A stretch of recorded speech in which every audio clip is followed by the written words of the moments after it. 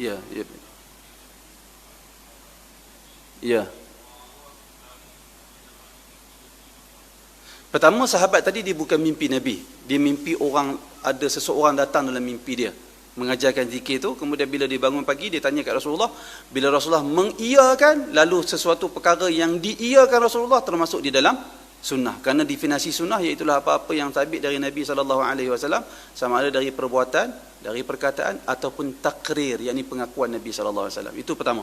Lalu mimpi sahabat tu jadi syariat kerana Nabi telah memperakuinya. Lalu kita boleh amalkan. Itu yang pertama.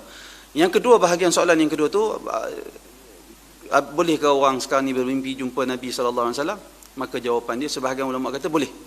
Sebahagian ulama kata memang manusia sampai hari ini boleh bermimpi jumpa Nabi SAW, kerana Nabi SAW bersabda, man ra'ani fil manam faqad ra'ani. Sesiapa yang bermimpi melihat aku di dalam tidurnya, maka sesungguhnya dia telah melihat aku. Tetapi dengan satu syarat. Apa syarat dia? Dia mesti Nabi kata, fa inna syaitan la yatamathalu bi, kerana syaitan tidak boleh menyerupai aku, kata Nabi. Allah tak izinkan. Tapi dengan satu syarat. Apa syarat dia? Dia mesti melihat Nabi dalam rupa paras Nabi yang sebenar. Siapa pernah tengok Nabi? Tak tahu, kita tak pernah. Tapi kita tak pernah tengok Nabi. Sebab tu kalau ada orang mimpi jumpa Nabi, dia kena jumpa orang alim. Kenapa dia kena jumpa orang alim? Orang alim tahu macam mana sifat-sifat, kerana dia ada kitab, antara kitab yang boleh jadi rujukan, kitab Syama'il Muhammadiyah, kitab kesempurnaan, menceritakan tentang kesempurnaan Nabi Muhammad SAW, termasuk cerita tentang rupa paras baginda, janggut baginda. Baru ni ada orang telefon saya, dia mimpi jumpa Nabi, orang Perlis. Tak payah bahas apa kan. Tuan-tuan Jumaat masjid ni. Saya tak tahulah. Dia sebut nama dia, tapi saya tak perasan orang ni. Dia kata dia ikut kuliah saya tak tahu masjid mana. Tapi saya tak cerita nama dia kat tuan-tuan lah. Dia cerita kat saya, dia mimpi jumpa Nabi. Saya tanya kat dia, macam mana? Cuba cerita, macam mana sifat dia yang dia mimpi. Dia kata dia kulit nak putih tapi putih bersih. Tu dah betul dah. Ciri tu, warna kulit tu betul dah. Rambut Nabi tidak lurus, tak kerinting. Dia antara lurus dan kerinting, tapi lebih hampir kepada lurus. Lebih macam itulah. Tu betul dah tanda je tu. Dia sebut beberapa sifat tu sama seperti apa yang saya baca dalam kitab Syama'il Muhammadiyah. Tapi satu sifat tak sama. Apa dia? Janggut nipis. Saya kata, kalau kita tengok hadis-hadis Nabi menceritakan janggut Nabi ni tebal, lebat. Sebab apa? Bukti dia, para sahabat ni, mereka tahu Nabi sebelum baca Al-Fatihah, Nabi baca doa iftitah, dengan mereka nampak pergerakan janggut. Kalau janggut macam saya ni, saya baca doa iftitah, kumat kami mulut saya, orang perasan janggut saya bergerak? Tak perasan, disebabkan sikit.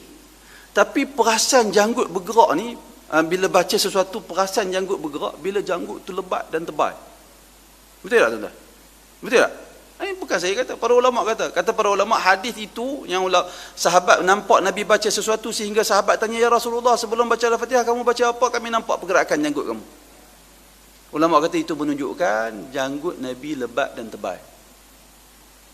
Kemudian saya tanya kat dia, dia kata kat saya, dia nampak Nabi tu umur lingkungan, kalau orang kita ni umur dalam lingkungan 40-an, dia kata. Dia kata itu pun dia pelik jugalah, dia kata kat saya. Tapi saya kata sebab apa kata macam tu? Saya tak tahu. Dia kata kat saya tak tahu Ustaz. Dalam mimpi tu saya nampak dia macam, anggaran saya umur 40-an lebih lah, tak masuk 50. Itu nampak pelik. Tapi saya kata kat dia tetap pelik. Sebab apa dia kata? Sebab kalau kita tengok hadis, Nabi SAW wafat, uban yang berada di kepala dan janggut tak sampai 20 helai. Kalau orang Melayu tak beruban ni umur 40-an, betul tak tuan-tuan? Orang kita ni 50 berapa helai uban kat kepala. Saya tak sampai 50 ni beruban dah. Janggut bisa pun beruban dah. Dah mula ada uban. Nabi tak ada. Tak sampai 20 helai. Tak sampai 18, tak sampai 19. Jadi kalau orang Melayu janggut masih hitam, rambut masih hitam, kita kata berapa? 40-an ni kita kata. Betul tak tuan-tuan? Itu tak jadi masalah. Cuma janggut nipih, itu masalah sikit. Tapi kemudian dia tanya pandangan saya. Saya kata macam ni, kita harap hak tu Nabi. Betul tak tuan-tuan? Kita harap hak tu Nabi lah. Beberapa ciri tu ada dah. Cuma janggut tak apa nak sama dengan Nabi SAW. Kita mengharapkan yang kita nampak tu adalah Nabi SAW. Dan satu perkara saya pesan kepada dia, jangan terpedaya dengan mimpi. Maksudnya apa? Katalah kita nampak Nabi sungguh. Jangan lepas mimpi tu kita duk berasa macam aku lebih bagus dari orang lain. Aku ni rasanya kalau mati esok ahli syurga dah. Jangan duk rasa macam tu. Aku ni rasanya kalau ada orang aku tak suka ni tak selamat hidup dia. Seolah dia rasa macam dia dah jadi wali dah, sebagai contoh. Jangan duk rasa macam tu. Tapi gunakan rezeki yang Allah Ta'ala kurniakan kepada kita. Mimpi nampak Nabi kita, dalam mimpi kita tu kita beranggapan itu Nabi. Gunakan mimpi itu supaya kita lebih bersemangat untuk beribadat, lebih bersungguh-sungguh nak mendekatkan diri kepada Allah, lebih bersungguh-sungguh nak bertaubat, lebih kuat menuntut ilmu, lebih kuat nak ikut sunnah Nabi SAW. Bagaimana seorang kalau tak nak ikut sunnah, macam mana nak mimpi Nabi? Mimpi Nabi apa? Tak pernah sayang kat sunnah Nabi, duk mereka benda pelik-pelik. Macam mana nak jumpa Nabi?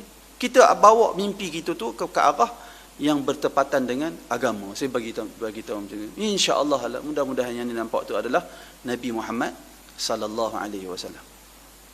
Tapi satu benda, kalau betul kita nampak pun sama sekali tidak boleh mengubah hukum.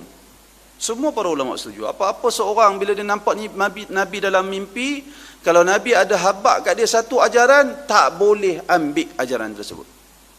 Tak boleh. Kerana mimpi ni benda yang kita tak boleh nak confirm. Berapa kali kita tidur kat rumah kita, isteri kita kata, abang mimpi apa semalam nak menjerit? Jangan. Kita ingat kita mimpi apa?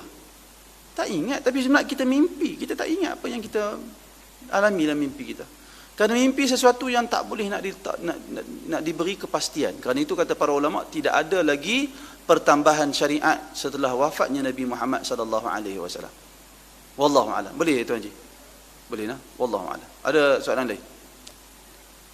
Kalau tak ada, saya ingat sekadar itu saja. Mudah-mudahan ada manfaat untuk kita semua. Aqulu qawli hadza wa astaghfirullahal azim li wa lakum. Assalamualaikum warahmatullahi wabarakatuh.